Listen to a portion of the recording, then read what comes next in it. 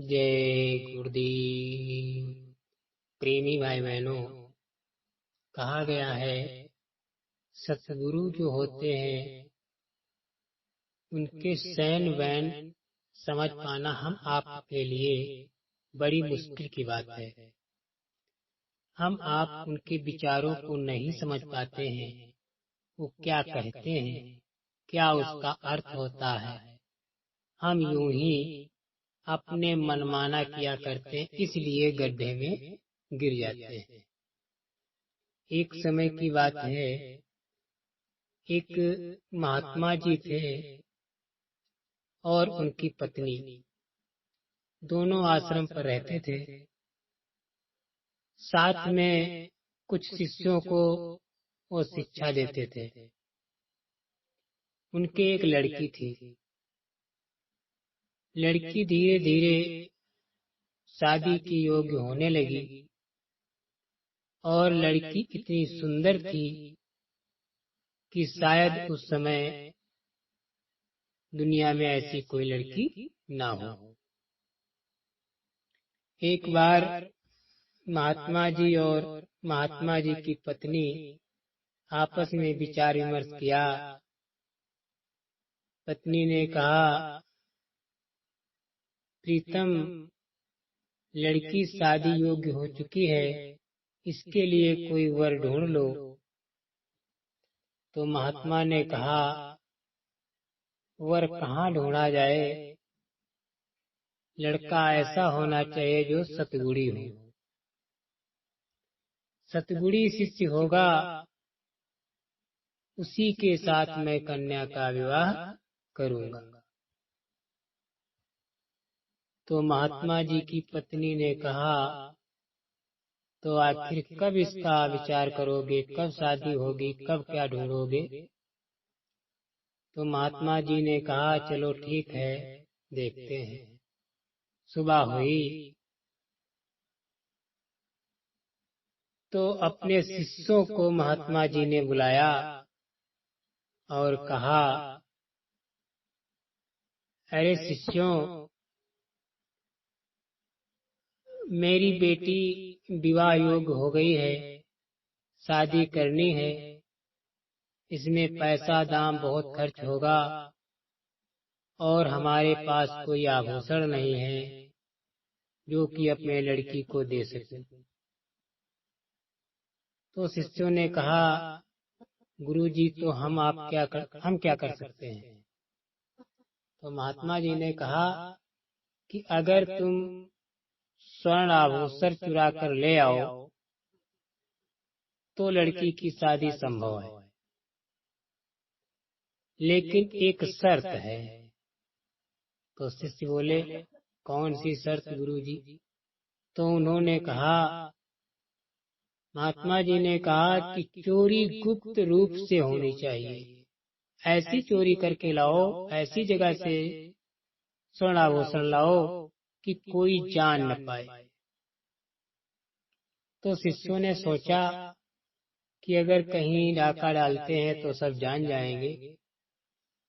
तो उन्होंने अपने सगे संबंधी, मित्र या जो भी अपने रिलेशन वाले थे, उनके यहाँ उन्होंने चुराना शुरू कर दिया।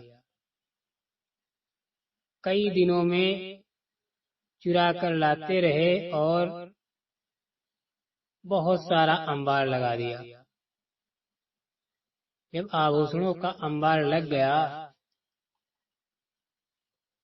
तो महात्मा जी की पत्नी ने कहा, तुम ऐसा क्यों करते हो, शिष्यों से ये सब चोरी करवाते हो, ये सब लाते हैं, इतना जेवर सोना चांदी और ये सब क्या करोगे। तो महात्मा जी ने कहा, अरे तुम क्या जानो, इस खेल को तुम क्या जानो। ऐसे ही चलता रहा। धीरे धीरे महीना गुजर गया और इधर समय आने लगा कि जब लगन मुहूर्त होता है शादियों का, वो भी समय नजदीक आने लगा। तो एक दिन महात्मा जी ने देखा कि एक शिष्य उदास बैठा है। तो महात्मा जी ने कहा कि और सब कार्य कर रहे हैं, वो शिष्य नहीं दिखा रहा है, कहाँ गया है?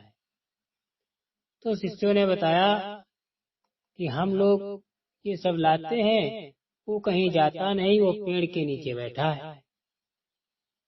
तो महात्मा जी स्वयं चलकर उसके पास गए और उसके सर पर हाथ फेरा, कहा, बच्चा, सभी ये सब जेवरात चुरा करके लाते हैं और तुम क्यों नहीं लाते हो? क्या तुम्हारे कोई सगी संबंधी कोई नहीं है, वहां से चुरा लाओ। तो शिष्य ने कहा, गुरु जी, जो आपकी शर्त है, शर्त के मुताबिक मैं चोरी नहीं कर सकता। महात्मा जी ने कहा, क्यों? शिष्य बोला, गुरु जी, आपकी शर्त है कि कोई भी जान न पाए, चोरी गुप्त रूप से होनी चाहिए, चोरी गुप्त रूप से होनी चाहिए, ये बड़ी कठिन शर्त है। तो महात्मा मुस्कुराए और कहा, इसमें क्या शर्त, कहीं से चुरा लाओ, कोई जान ही नहीं पाएगा। तो शिष्य बोला, नहीं गुरुजी, जहाँ हम चोरी करने जाएंगे कोई नहीं जान पाएगा, वो परमात्मा तो जान जाएगा, आप भी तो जान जाएंगे, क्योंकि कहा गया है, गुरु ब्रह्मा गुरु विष्णु गुरु देवो महेश्वरा, गुरु साक्षात पार ब्रह्म तस्मै श्री गुरुवे नमः। जब गुरु ही सर्वोपरि है और आपकी शर्त है कोई जान न पाए, अगर हम चोरी करने जाएंगे तो आप जान ही जाएंगे, परमात्मा जान ही जाएगा, तो चोरी गुप्त क्यों रही? चोरी गुप्त क्यों रही? हमारे समझ से ये है कि चोरी गुप्त रूप से नहीं हो सकती। महात्मा जी ने उस शिष्य को गले से लगा लिया और कहा, बेटा, हमको ऐसे ही लड़के की आवश्यकता थी जो हमारे ही गुरुकुल में मिल गया।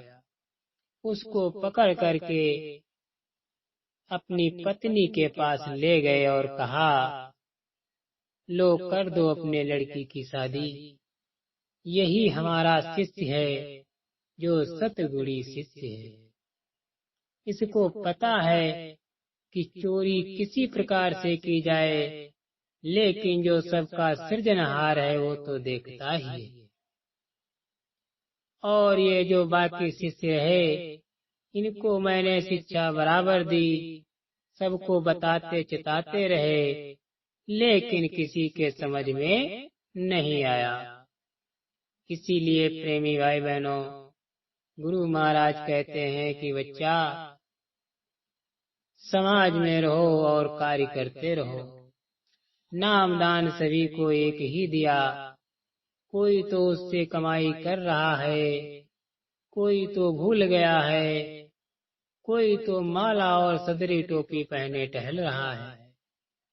इसलिए प्रेमी भाई बहनों, महात्माओं की सैन वैन समझना हम आपके बस की बात नहीं है।